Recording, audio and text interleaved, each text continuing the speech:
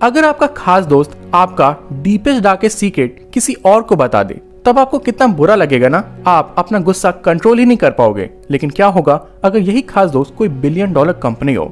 दोस्तों मैं बात कर रहा हूँ फेसबुक की। 2007 में एक आदमी ने अपनी वाइफ के लिए ऑनलाइन डायमंड रिंग परचेज की थी। उनकी पहली वेडिंग एनिवर्सरी थी और इससे अच्छा सरप्राइज गिफ्ट अपनी वाइफ को देने के लिए क्या ही हो सकता है। लेकिन अब क्या देखने को मिलता है कि फेसबुक ने उस आदमी के इसी ऑर्डर के बारे में उसके हर एक फेसबुक फ्रेंड को नोटिफाई कर दिया कि आपके दोस्त ने कौन से रिंग लिए, कहां से लिए, कब लिए और कितने के लिए। सोचो, जो डायमंड रिंग उसने अपनी वाइफ से सरप्राइज देने के लिए छुपा रखी थी अब उसके 500 दोस्तों तक को पता चल चुकी है। फिर बात सामने आई कि फेसबुक कंपनी ने चोरी छुपे 44 वेबसाइट्स को पैसे देके उनके कस्टमर्स के डेटा को खरीदा। ये स्ट्रेटेजी फेसबुक बीकॉन नाम से जाना गया। उन्होंने ये डेटा कलेक्ट करके अपने ही प्लेटफॉर्म पे यूजर्स के फ्रेंड को बताया कि आपके फ्रेंड ने रिसेंटली ये परचेज किया है, इसलिए अगर आप भी इंटरेस्टेड हो तो प्लीज जाके खरीदिए। अब दोस्तों ये किसको पसंद आएगा, तो उस बंदे ने फेसबुक पे ही केस कर दिया और इस कंपनी को सिर्फ 1 साल के अंदर ही अपना ये प्रोग्राम बंद करना पड़ा। नंबर 2, पता नहीं बर्गर किंग को मैकडोनल्ड से इतनी क्यों चिढ़ है। मैकडी को नीचा दिखाने के लिए ये अपना लॉस करवाने में डरते ही नहीं है।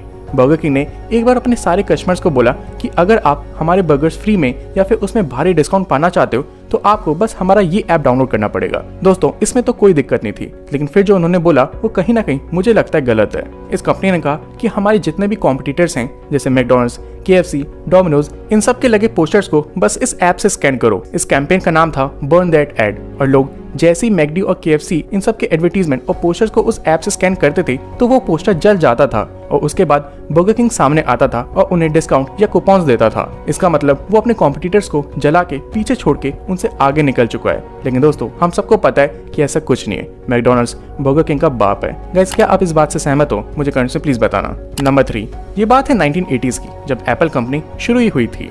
उस दौरान उनके पास ना तो कोई अच्छी टीम थी और ना ही उन्हें अपने काम से अच्छा खासा प्रॉफिट होता था।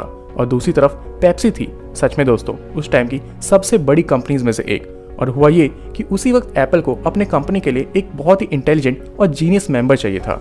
उनके नज़र में कोई और नहीं बल्कि जॉन स्कली ही थे, जो पेप्सी के प्रेसिडेंट थे। मतलब उन्होंने सोच भी कैसे लिया कि वो कभी भी इस छोटे कंपनी एप्पल को ज्वाइन करेंगे। लेकिन फिर भी एप्पल एग्जीक्यूटिव्स ने जॉन स्कली को बहुत रिक्वेस्ट की कि सर आप हमारी कंपनी में आ जाओ। काफी मेल्स लेके बहुत बार बोला, लेकिन जॉन फाइनली कहते हैं कि मैं क्यों आऊं तुम्हारे पास इस कंपनी को छोड़ के। ना तो तुम मुझे अच्छी सैलरी दे पाओगे और ना ही तुम खुद अच्छा प्रॉफिट कमा रहे हो। अब भाई एप्पल को तो बहुत जरूरत थी उनकी, तो वो सब डिपेंड होगा स्टीव जॉब्स पे कि यार अब यही कुछ कर सकते हैं। फिर स्टीव जॉब्स सामने आए और उन्होंने खुद रिक्वेस्ट की सर आप बस एक बार मेरे साथ मीटिंग रख लो। और फाइनली जॉन स्कली एक मीटिंग के लिए मान गए। जॉब्स ने उन्हें बहुत समझाया कि हमारे मोटिव ये, हम ये करना चाहते हैं, हमारी फ्यूचर प्लानिंग ये। और मीटिंग के एंड में बस एक और लाइन कह दी। जॉब्स ने कहा कि सर देख लो, क्या आप जिंदगी भर एक शक्कर पानी का बिजनेस करना चाहते हो या फिर दुनिया को टेक्नोलॉजी के टर्म्स में बदलने के ऊपर काम करना चाहते हो। और दोस्तों सिर्फ इस लाइन से मानो इतने महीनों की मेहनत सफल हो गई। जॉन स्कली इस बात से इतने इंस्पायर्ड हुए कि उन्होंने उसी वक्त पेप्सी कंपनी छोड़ी और एप्पल कंपनी को बहुत ही कम सैलरी में ज्वाइन किया। तभी तो दोस्तों स्टीव जॉब्स के लिए इम्पॉसिबल शब्द कुछ है ही नहीं। नंबर 4,